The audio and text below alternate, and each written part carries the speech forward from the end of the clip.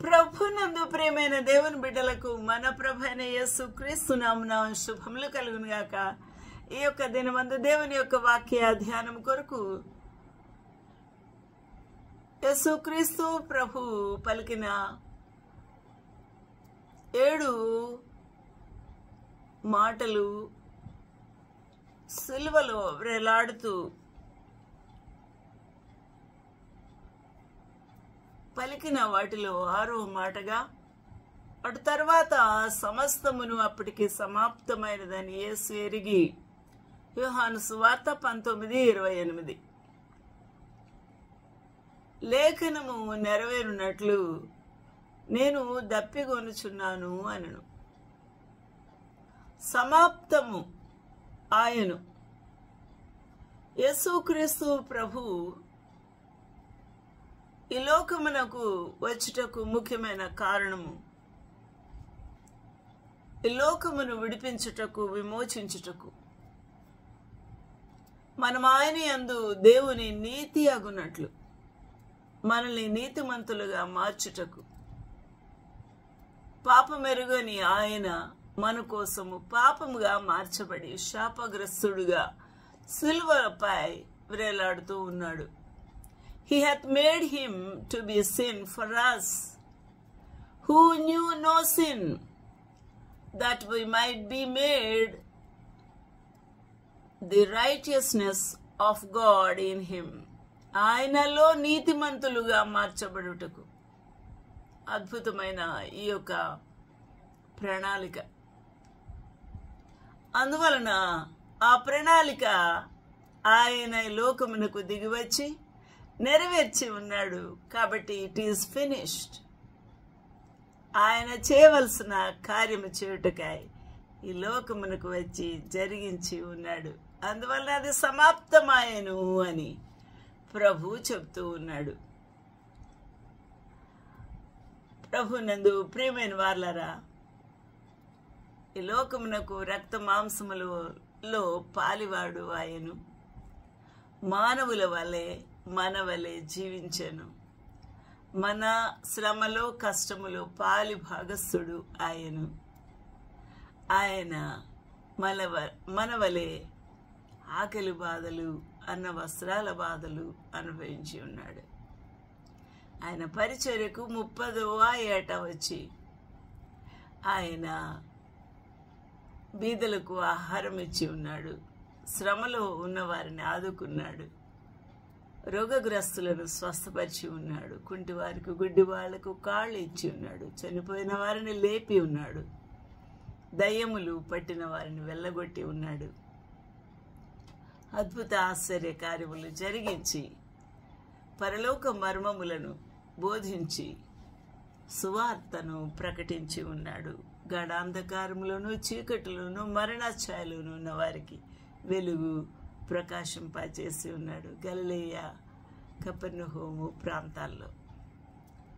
ప్రభునందు ప్రియమైన వారలారా, ఆ ప్రభు ఈ లోకమునకు ఎందు వలన రావాల్సి వచ్చిందో ఆ పనిని ఆయన వచ్చి జరిగించి దానిని సమాప్తము చేసి ఉన్నాడు. హల్లెలూయా, దేవునికి మహిమ కలుగునుగాక. అందువల్ల ప్రకటన గ్రంథంలో 21:5లో సింహాసనాసీనుడై ఉన్నవాడు ఇదిగో సమస్తము నూతనమైనవిగా చేయుచున్నాడు. నూతనమైనవిగా సమస్తము, క్రొత్త ఆకాశము, క్రొత్త భూమి, క్రొత్త భూమిలో క్రొత్త సర్వ సృష్టి, సమస్తము ఆయన నూతనమైనవిగా చేయుచున్నానని చెప్పెను. మరియు మాటలు నమ్మకమును నిజము అయి ఉన్నవి కనుక వ్రాయమని ఆయన నాతో చెప్పుచున్నాడు. యోహాను భక్తునితో చెప్తూ ఉన్నాడు కనుక ఆయన వ్రాసి ఉన్నాడు. He that sat upon the throne said, Behold, I make all things new. And he said unto me, Write, for these words are true and faithful. ప్రభునందు ప్రియమైన వాళ్ళారా, ఆయన నాతో ఇట్లనను, సమాప్తమైనవి నేనే అల్ఫా ఒమేగా అనగా ఆదియు అంతమును అయి ఉన్నాను, ఉన్నవాడను.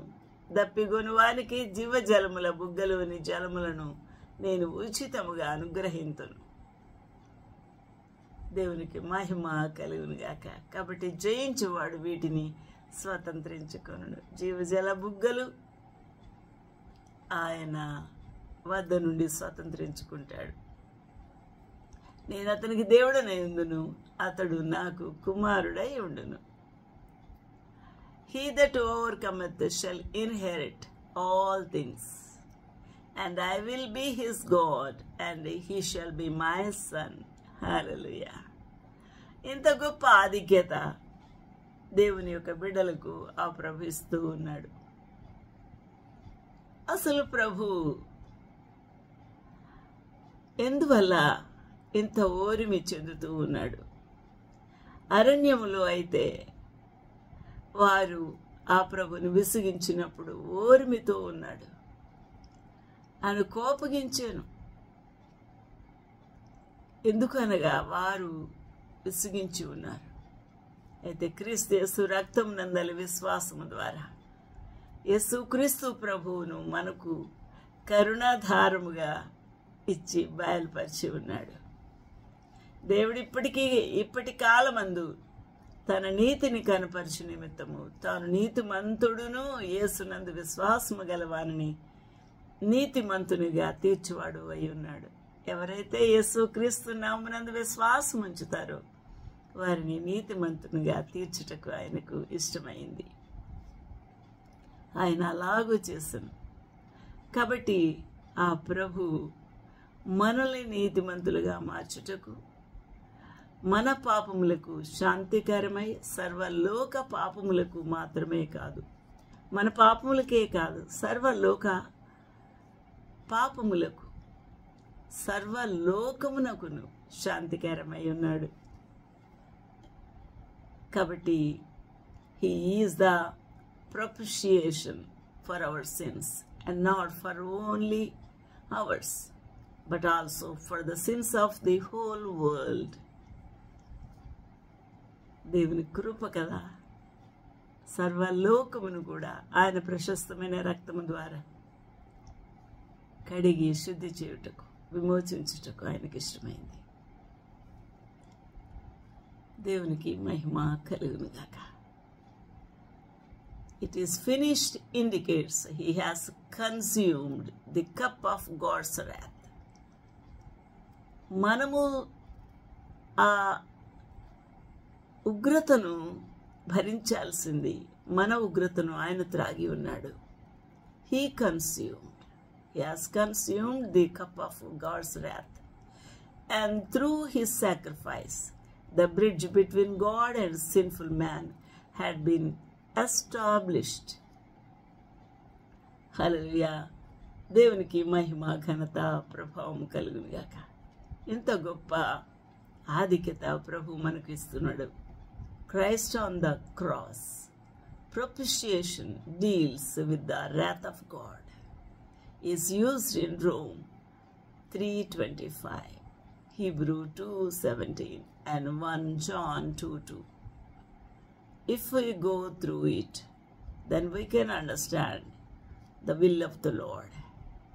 How come the Lord delivered us from the iniquities. And the Lord, he himself made us righteous, and he justified through his blood,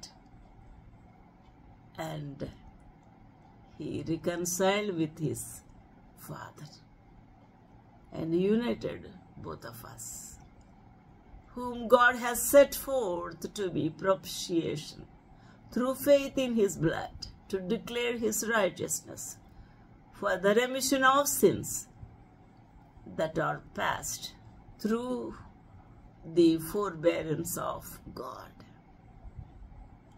Hallelujah. ఎంతో గొప్ప దేవుని యొక్క కార్యము మన జీవితంలో జరిగింది. అందువల్ల దేవునికి మనము నిత్యము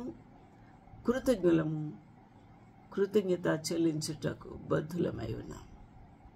దేవునికి మహిమ ఘనత ప్రభావం కలుగుగాక. ఆయన మన కొరకు నీతి ఆయను. ఆ నీతియే మనల్ని నీతిమంతులుగా చేస్తుంది. నీతిమంతుడు, ఆ నీతిమంతుడు పాపిగా మార్చబడ్డాడు. పాపము లేనివాడు పాపిగా మార్చబడ్డాడు. ఆయన మన పాపములకు శాంతికరమై, సర్వలోకమునకు శాంతికరమై, సర్వలోక పాపములకు ఒక్క మారే తన ప్రశస్త రక్తమును క్రయధనముగా చెల్లించి ఉన్నాడు. అంత గొప్ప దేవుడు. నీ కొరకు, నా కొరకు, సర్వలోకం కొరకు బలి అయిన ఆ ప్రభు యేసు నామమునందు విశ్వాసం ఉంచితే మనకు విడుదల, విమోచన, మనకు నీతి, మహిమ ఆ ప్రభు అనుగ్రహిస్తూ ఉన్నాడు. ఈ గొప్ప కార్యం ఆయన చేసి దానిని ముగించి ఉన్నాడు. అందువల్ల ఇట్ ఈస్ ఫినిష్డ్. దేవునికి మహిమ, ఘనత, ప్రభావం కలుగును గాక. ఆమేన్.